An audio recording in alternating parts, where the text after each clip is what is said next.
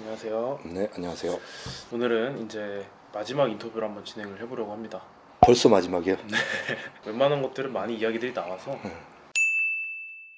제가 이제 유튜브를 시작한 지 이제 3, 4개월밖에 안 되는데요. 밑에도 보시면은 거의 뭐 이제 운동 정보 공유 영상밖에 없어요. 최근에 이제 제가 뭐 세계에서 유명한 프로 트레이너들한테 배운 그런 정보들을 공유하려는 목적이었어요. 그게 누구냐면 크리스 코미어라든지 크리스 아세토, 찰스 클래스 이런 세계의 유명한 프로 트레이너들이 일반인 전용으로 가면은 정말 수천만 원을 내고 배워야 되는 그런 운동 지식들인데 그 많은 댓글들이 이 사람은 다 좋은데 거짓말만 안 했으면 좋겠다라든지 대부분이 운동과는 상관없는 거짓말과 약물 사기로 몰아가는 댓글들이 대부분이었고, 이 부분에 대해서 이해가 없으면은 운동 영상 업로드의 의미가 없다라고 생각해서 저에 대한 거짓 의혹들과 잘못된 인터넷 지식이 어느 정도 정리가 되면 저는 다시 운동 영상을 올리려고 하고 있습니다.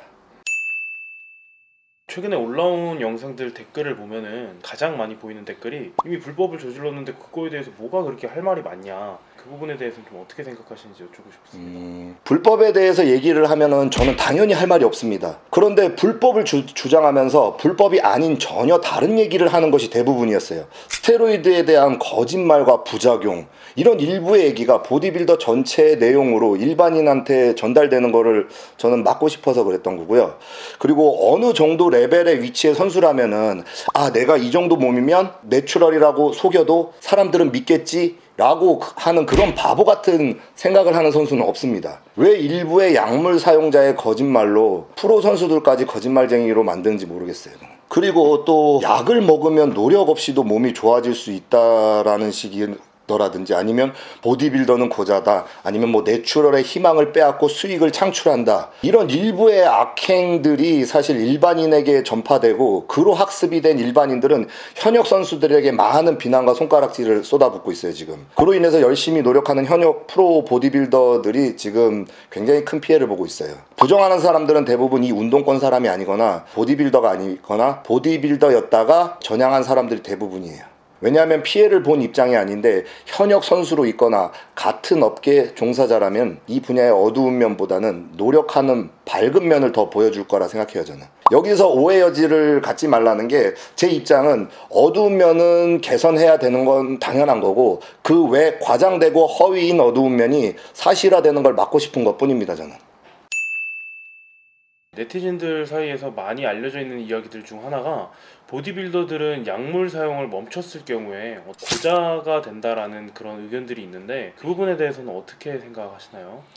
보디빌더가 전부 고자가 아니다라고 된 게 이제 입증이 됐을 때는 더 많이 들리는 여론이, 그땐 약물 사용을 중단을 해야 고자가 된다, 이렇게 얘기를 해요. 아니, 약물 사용을 중단해서 고자가 되면 그럴 땐 치료를 받으면 되고, 치료 목적으로 처방되어서 쓰이는 약은 합법적이고 현명한 선택인 거예요. 그거는 약물 사용량에 따라서 개인차가 생길 수는 있지만은 보디빌더가 고자라는 말은 없어져야 돼요. 사실은 제가 최근에 헤헤튜브님이라고 유튜브 영상을 본 적이 있는데, 그분은 약물 사용을 중단하고도 시간이 지나서 자연적으로 정상으로 돌아왔다라고 하더라고요. 그분도. 왜 이제 와서 이런 부분에 대해서 해명을 해서 굳이 변명처럼 보이게 하느냐라는 여론들이 또 많은 것도 사실입니다.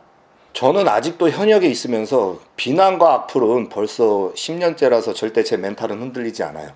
다만 제가 이제 가족이 생기고 나서 비난이 가족한테까지 번지는 거는 굉장히 참기가 힘들어요. 확실하지 않은 정보로 학습이 된 일반인들이 제 와이프 기사에 남긴 댓글들이 고자가 어떻게 임신하냐, 친자 맞냐, 뭐 와이프 바람 폈냐, 하다못해 냉동시킨 정자를 인공수정할 수도 있다, 이렇게 얘기를 해요. 저는 애가 생겨서 급하게 결혼을 했는데 결혼도 하기 전에 인공수정을 하려고 노력하는 게 정황상 말이 안 되는 것 같아요. 그리고 뭐 고자가 임신이라도 시켰으니까 유산이라도 되길 바라는 건지, 왜 그런 허위 정보로 인해서 절대 안정을 취해야 할 산모가 심장 소리가 귀에 들려서 잠을 못 자야 하는지 모르겠어요.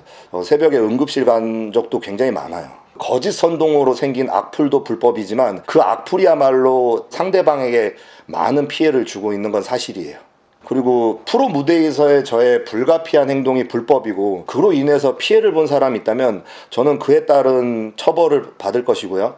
피해를 본 사람에게는 진심 어린 사과와 보상을 할 것이에요. 한국의 내추럴 선배 보디빌더들은 굉장히 많았어요. 다만 정보가 부족한 상태에서 세계 무대에 부딪히면서 그 선배님들이 좋은 성적이 안 나온 건 사실이에요. 저 역시 내추럴로 세계 무대에 섰을 때는 서양인들 사이에서 좋은 몸이 아니었어요. 그때 한국 여론들은 나라 망신 좀 그만 시키라고 했어요, 저한테. 시간이 지나서 제가 이제 프로 무대. 자, 여기서 제가 말하는 프로 무대라는 것은 도핑 테스트가 없는 대회를 말하는 거예요. 제가 그 서양인들에게 인정을 받을 땐 반대로 한국 여론은 저만 약물을 사용해서 이긴 것처럼 표현했어요. 그로 인한 또 많은 수익을 창출했다라고도 표현을 하더라고요. 그렇다면은 일반 네티즌 분들이 생각하는 그런 수입원이 아니시라면 수입원은 어떤 식으로 좀 이루어지는지. 전 세계적으로 보충제 시장이 활성화가 되었지만은 그 당시 때는 한국인 모델은 없었어요. 서양 보디빌더들은 약물 사용을 동양인보다 더 많이 하면 더 많이 하지 덜 하진 않아요. 근데 그런 서양인들과 경쟁을 해서 이겨야지만이 세계 시장에 설 수 있는 게 안타까운 현실입니다. 저는 지금 중국에서 이제 뭐 숀로든이라든지 이런 카이그린 같이 정말 유명한 선수보다는 더 높은 연봉으로 활동을 하고 있어요. 그 이유는 즉 그 중국 사람들이 돈이 많고 자존심이 굉장히 세요. 그래서 인종차별에 대해서 흑인들을 굉장히 싫어해요. 그 중국 바이어들이나 스폰서들은 이제 저를 선정하여서 제 몸값을 올려주는 이유 또한 제가 동양인으로서 흑인과 백인들을 꺾어주길 바라는 거예요. 그래서 저는 현재 이제 뭐 중국, 베트남, 몽골, 필리핀, 대만, 인도 등 이런 동양 나라에서 더 많은 활동을 하고 있는 건 사실이에요. 근데 지금 뭐 코로나 때문에 집 밖으로도 못 나가고 지금 거의 한 2달 가까이 뭐 집에만 있습니다. 그런 뭐 많은 나라에서 활동을 하지만서도 법치 국가인 한국에서는 인정받지 못하는 건 당연히 이해를 해요. 아니 인정도 아니고 저는 당연히 비난받아 마땅합니다. 다만 저의 잘못된 행동으로 뭐 저희 가족들까지 욕먹지 않길 바랄 뿐인 거고요, 저는. 많이들 기다리셨을 거라고 생각합니다. 황철순의 모든 내분비계 호르몬 검사 수치 결과가